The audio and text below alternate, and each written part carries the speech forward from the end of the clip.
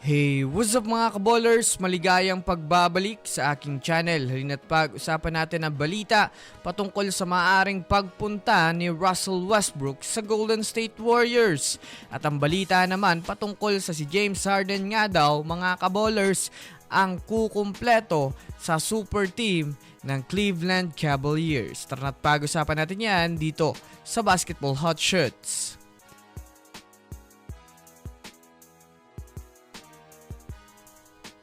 Una nga muna tayong dumako mga kaballers sa balitang si James Harden nga daw mga kaballers ang talagang hinahanap na player ng Cleveland Cavaliers. Well, alam naman nga natin mga kaballers na sobrang nag-improve nga po ang team ng Cleveland Cavaliers sa mismong laruan nila. Dahil na rin naman sa pagkakaroon nila mga kaballers ng magandang run ngayon. Kahit man nga po nagawa silang matalo ng OKC ay naging malaki pa rin nga ang naging impact ng kanilang 7 games win streak na talagang nagpaangat pa sa kanila ngayon sa Eastern Conference.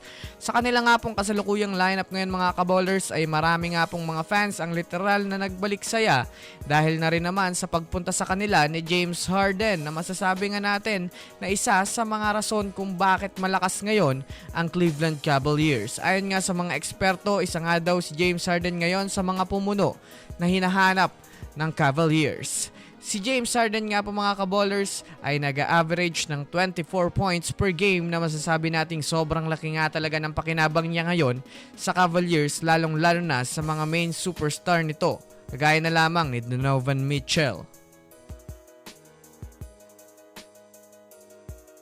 Samantala, pumunta naman tayo mga kaballers kay Russell Westbrook papuntang Golden State Warriors. Well, alam naman nga natin sa ngayon na hindi pa nga po mga kaballers kumpleto ang lineup ng Warriors ngayon at nananatiling naghahanap pa nga sila mga kaballers ng mga player na maaaring pumuno sa kanilang bakante ngayon sa koponan. Kahit man nga po mga kaballers nakakuha na ang Warriors ng big man ay hindi pa rin nga po kontento ang mga analyst lalo pat wala nga po si Jimmy Butler ngayon sa kanila kaya sobrang masasabi natin kulang pa rin nga talaga ang kanilang lineup ngayong season. Sa kasalukuyan nga po mga kaballers para sa kaalaman ng lahat, sobrang mainit nga po ngayon mga kaballers ang usap-usapan na maaaring pagkuha pa ng Warriors kay Russell Westbrook na alam naman natin sa ngayon na wala nga po mga kaballers kasiguraduhan ng future nito sa Sacramento Kings. Sa mga di nakakaalam, 1-year contract lang naman nga po mga kaballers ang kontrata ni Russell Westbrook sa Kings na masasabi nating walang kasiguraduhan kung bibigyan pa ito ng kontrata sa mga susunod lalo pat wala naman maayos na rin ngayon ang Kings.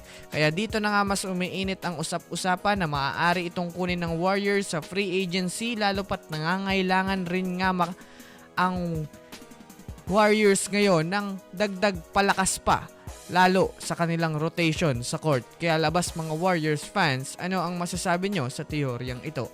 So yun lamang mga kaballers, yun lang na muna ang ating pag-uusapan sa ngayon. Pinutin ang subscribe and hit nyo na rin ang notification bell para sa mga susunod na updates sa mundo ng basketball. Again, this is Basketball Hot Shots. Thanks for watching.